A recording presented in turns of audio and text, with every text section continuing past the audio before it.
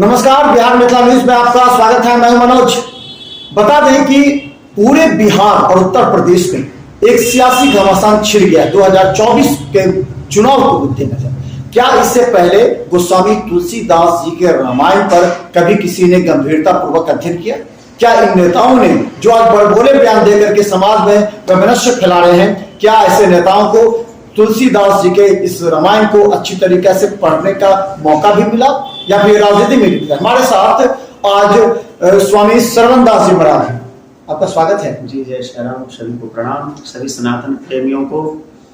एक चीज जी, हम श्रवण जी बहुत आपको इसलिए हमें स्टूडियो में लाना पड़ा क्योंकि देखिए इसे बांटा जा रहा है हमारे समाज को। जब 1980 के दशक में जब वीपी सिंह जी थे मंडल कमीशन, उस समय से ही ये चल रहा था और सरकार बनी थी उसके बाद, लेकिन बाद में हुआ कि सवर्ण और अति पिछड़ों को बांटा गया।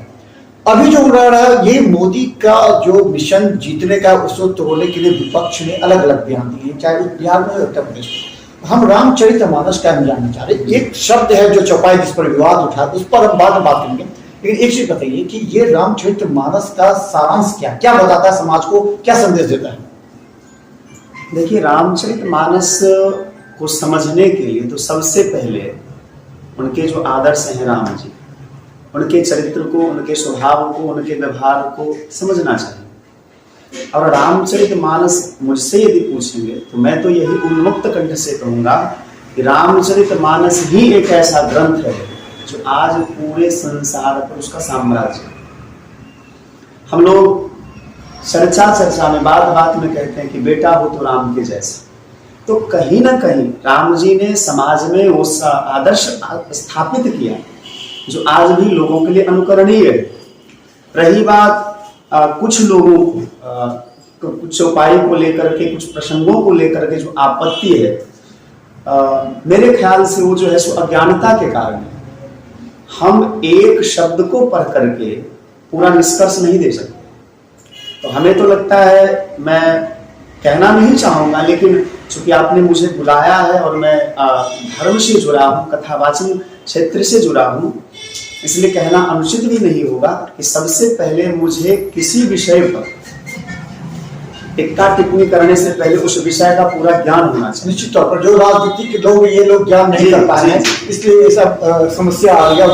एक चीज कहा जा रहा था कि जब श्री राम जी लंका जा रहे थे जी, तो उस नदी को पार करने के लिए पहले उन्होंने अपना पत्थर डाला, वो डूब गया, लेकिन राम का लिखा हुआ पत्थर वो चला। तो राम के नाम से भी ज्यादा, राम जी से भी ज्यादा बड़ा उनका नाम ये रामचरितमानस। क्या बताया जा रहा है? नहीं, नाम का प्रभाव तो है ही। आप रामचरितमानस बालकांड को उल्टा करके देखिए, उसमें नाम का प्रभाव है। और इस खास करके कलयुग में जो है, जो धर्म की व्यवस्था है, सनातन धर्म की व्यवस्था, उसमें नाम की बहुत महिमा। कलौ नास्त्येव नास्त्येव नास्त्येव गतिरन्यथा हरेर नाम हरेर नामेव केवल। सभी शास्त्रों में, सभी पुराणों में, सभी ऋषि ग्रंथों में नाम की बड़ी भरपूर महिमा है। तो ये कहना तो अनुचित नहीं है कि राम से बड़ा राम का नाम। रही बात हम लोग का जो मूल विषय है, उस मूल विषय पर यदि विचार किया जाए तो ये तुलसीदास जी का वचन नहीं है। ढोल गवार शूद्र पशु नारी जो आजकल चर्चा का विषय है, तो ये तुलसीदास जी का वचन ही नहीं है। सबसे पहले जो लोग ये कहना चाह रहे हैं, ये चौपाई पढ़ करके तुलसीदास जी पर आक्षेप करते हैं कि वो स्त्रियों को ताड़ना के अधिकारी बताए हैं, शूद्रों को ताड़ना का अधिकारी बताए हैं, तो सबसे पहले मैं तो ये कहना चाहूंगा कि वहां शूद्र शब्द का अर्थ शूद्र जाति से नहीं। सबसे पहली बात तो हमारे और आपके बीच में, समाज में, हमारे राज्य में जो ये फैलाया जा रहा है कि शूद्र को प्रताड़ित करने के लिए कहा गया, ताड़ित करने के लिए कहा गया है, तो सबसे पहले तो उनको ये समझना चाहिए कि शूद्र शब्द का अर्थ वहां जाति विशेष से नहीं है, शूद्र का अर्थ वहां सेवक से।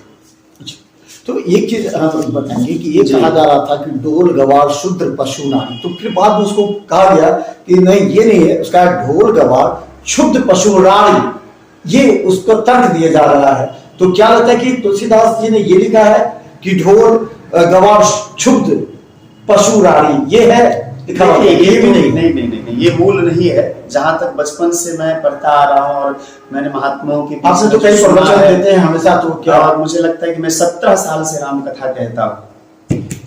उन राम कथा में कभी भी मुझे ऐसा एक पद तो नहीं मिला, और ढोल गवार शूद्र पशु नारी ही है। अब और शास्त्रों को पढ़ेंगे तो इसका तर्क क्या हो सकता है? इसका क्या है? ढोल गवार शूद्र पशु नारी अगर कहा जाए तो इसका शाब्दिक अर्थ क्या है? 4 लाइन शाब्दिक पूरा विवाद हो गया। 4 ढोल जो वाद्य यंत्र है, गवार है जो मूर्ख है, शूद्र है जो सेवक शब्द से, और पशु जानवर है, गाय है, भैंस इत्यादि, और नारी शब्द तो नारी स्त्रियां हैं, माताएं हैं। क्या ये सकल तारणा के अधिकारी हैं? नहीं, तारणा शब्द का मतलब तो सबसे पहले समझिए कि तारणा का अर्थ ये नहीं है कि पीटना। यदि तारणा का अर्थ पीटना होता, चाहे स्त्री से हो चाहे शूद्र से हो, तो शबरी भी तो शूद्र जाति की थी, पर राम जी ने तो उनका जूठन खाया, उनको प्रणाम किया, आज पूरी दुनिया उनको पूजती है। तो ये गलत है, ऐसा नहीं। तारणा एक शब्द से अनेक अर्थ, शास्त्र कहता है एक शब्द के अनेक अर्थ होते। तो जो तारणा क्या? तारणा को लेकर चला कि तारणा नारी को पीटिए, शूद्र को पीटिए, ढोलक को पीटिए, गवार को पीटिए, ये तारणा के अधिकारी? नहीं, तो मैं आपसे पूछता हूँ कि क्या ढोलक को पीटा ही जाता है? उसे प्रेम नहीं किया जाता है? दूसरे शब्द बजाना को भी कहते हैं। बजाना नहीं, तारणा का अर्थ वहां ये है, तारणा का अर्थ वहां ये है शिक्षित करें, न कि पीटना। अच्छा। जैसे कोई बालक मान लीजिए उदंडगिरी करता है, बदमाशी करता है, वो पढ़ने में उसका मन नहीं लगता, इधर उधर भागता रहता है, तो शिक्षक का क्या कर्तव्य है? ये उसको समझाना, शिक्षित करना। सरकार अपनी व्यवस्था को चलाने के लिए हाथ में सिपाही को बंदूक देते हैं कि नहीं देते? इसलिए क्योंकि समाज में व्यवस्था बनी रहे। तो सरवन जी, लगातार हम लोग चर्चा कर रहे थे इस पर भी, क्योंकि ये इसको राजनीतिक तर्क दिया गया है। तो एक जिसको लेकर के लोग कहा जा रहा था, उसको थोड़ा सा आप विश्लेषण कर दीजिए। जो कहा जा रहा है, इनको मुद्दा उठाया जा रहा है, यानी कि ब्राह्मण चाहे कितना भी योग्य गुणी हो, तो वो पूजा या नहीं भी है, वो पूजा के योग्य है, लेकिन दलित और जो शोषित हैं, शूद्र हैं, नहीं, तो ये जो है पूजन विप्र सकल गुणहीना पूजा ही ना शूद्र गुण ज्ञान प्रवीणा, इसको थोड़ा सा बता दें। हाँ, सबसे मुद्दे उठा रहे नहीं, ये मुद्दा उठा रहे तो गलत उठा रहे। इनका मुद्दा मैंने क्या कहा कि वो उन्हीं चीजों को ले रहे हैं जहां से नफरत वाली बात है। तो सबसे पहले आप भी आपने सुना होगा, देखा होगा, और हमारे यहाँ नियम है कि अच्छे चीजों को ले लेना है, बुरे चीजों को छोड़ देना।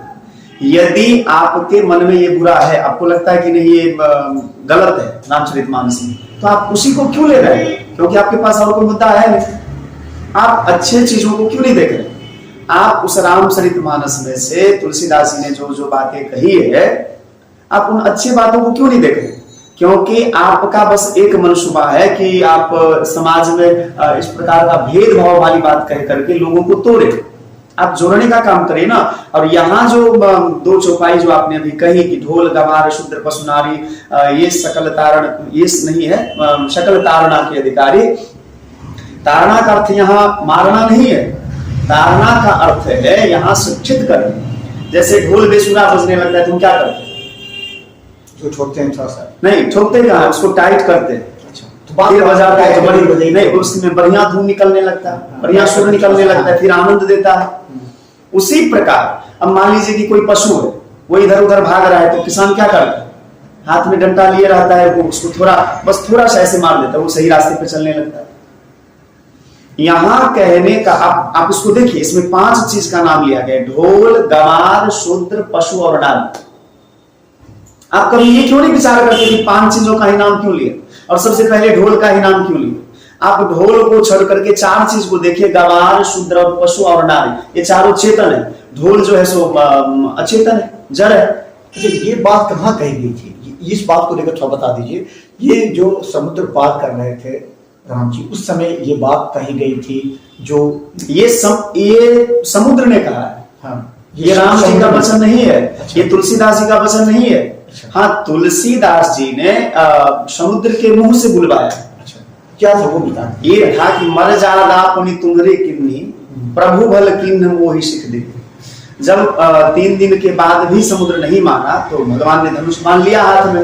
तो समुद्र सोने की थाली में कुछ रत्नों को लेकर के आए, क्षमा मांगा और बोले कि जो है सो प्रभु हल्किन आपने अच्छा किया। क्या अच्छा किया? मोही सिख देंगे। अब वहां सिख, आप इसको जोड़िए, तारणा शब्द को और सिख शब्द को जोड़िए। सिख माने वहां शिक्षा है, ये अवधि भाषा है। सिख माने वहां शिक्षा है। आपने अच्छा ही किया जो मुझे समझाने के लिए, अपनी मर्यादा की रक्षा के लिए। प्रभु बल की मोहि सिख दिन मर्यादा अपनी तुम्हारी की, आपने मर्यादा की रक्षा की कि मैं थोड़ा आपके बातों को हमने इग्नोर किया, अनसुनी कर दिया, तो आपने शिक्षित करने के लिए धनुष्मान हाथ में लिया। अब वही विचार करिए कि क्या धनुष्मान भगवान ने लिया तो समुद्र को मार दिया? मारा तो नहीं। क्या किया? उनको रास्ते पर लाने के लिए उन्होंने धनुष मान लिया, थोड़ा धमकाया, क्योंकि राजा का नीति है साम दाम अरुदंड विभेदा नृपुर वसहीनाथ का भेदा। साम दाम दंड भेद है कि नहीं है? सरकार क्या करती है, या घर में ही कोई गार्जियन होते हैं, आप क्या करते हैं अपने बच्चों के साथ? क्या करते हैं? पहले उसको प्यार से समझाते हैं, फिर डराते धमकाते हैं, फिर थोड़ा दंड भी देते हैं। ये नियम है। उसी प्रकार समाज में, समाज को व्यवस्थित ढंग से चलाने के लिए समुद्र ने भगवान से कहा कि ढोल गवार शूद्र पशु नारी। यदि पशु नारी शूद्र, कोई भी शूद्र माने, यहां सबसे पहले तो मैं ये स्पष्ट कर देना चाहूंगा कि शूद्र का अर्थ यहां जाति से नहीं है, शूद्र का अर्थ सेवक से। क्योंकि आप शास्त्रों में देखिएगा शूद्र का कर्तव्य है सेवा धर्म जो है उसका है, पूजा सबका अपना अलग अलग बंटवारा किया गया। अब जिलाधिकारी जो है सो चपरासी का काम तो नहीं करेगा, प्रधानमंत्री जी आकर के यहाँ माइक तो नहीं संभालेंगे, स्टेज तो नहीं लगाएंगे, उनका वो काम है। हमारा आपका अलग काम है। घर में अब एक घर है, उस घर में सबका अलग अलग दायित्व है। माँ का अलग काम है, पिता का अलग है, पुत्र का अलग है, बहनों का अलग है, भाई का अलग है, सबका कर्तव्य अलग अलग है। उसी प्रकार जो है यहाँ वही है कि ढोल गवार शूद्र पशु नारी सकल तारण। तो चलिए अधिकारी आपको बता, ये सब शिक्षित के लिए है। और यदि ये सन्मार्ग से हट करके कुमार्ग पर चलने लगे तो इनको शिक्षित करने के लिए इन्हें ये अधिकार दिया गया कि इनको शिक्षित करने के लिए उन्हें थोड़ी, यदि प्रताड़ित नहीं कह सकते, डरा भी सकते हैं। हाँ यही कह सकते हैं, शाम दाम दंड जो है।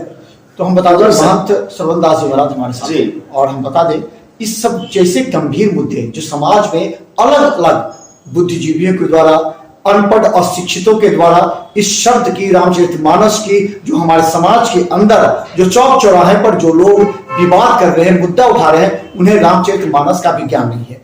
एक चौपाई को उठा करके पूरा विवाद छिड़ा जा रहा है, समाज को बांटा जा रहा है। निश्चित तौर पर इसे ध्यान देने की आवश्यकता है, क्योंकि सभी अपने अपने मुद्दे स्टैंड पर खड़े हैं। जो बीजेपी मैंडेट है वो अलग तय रहे, जो दूसरे जो विपक्ष है महागठबंधन है वो उस मुद्दे को उठा रहे हैं। 90% और 10% मुद्दे को लेकर के आगे, ये सभी 2024 का एजेंडा है। इससे जनता को निश्चित तौर पर अगर है तो आप रामचरितमानस को उठाइए, पढ़िए और समझिए कि एक शब्द के अनेक मायने होते हैं। जो आपको सुटेबल लगता है, जो आपको सही लगता है, उसका आप व्याख्या करते हैं, जिसका नहीं लगता उसकी व्याख्या नहीं करते हैं। तो लगातार हम आपको इस मुद्दे पर लगातार बिहार मिथिला न्यूज पर आप डिबेट देखते रहेंगे, क्योंकि मिथिलांचल का सबसे बड़ा डिबेट शो है बिहार मिथिला न्यूज में। नेताजी मामला गंभीर है। आप अपनी राय कमेंट बॉक्स में डाल सकते हैं। अगर आप लोग भी अगर चाहते हैं डिबेट करना तो हम आपके पास जरूर हमारे रिपोर्ट पर पहुंचेंगे। धन्यवाद।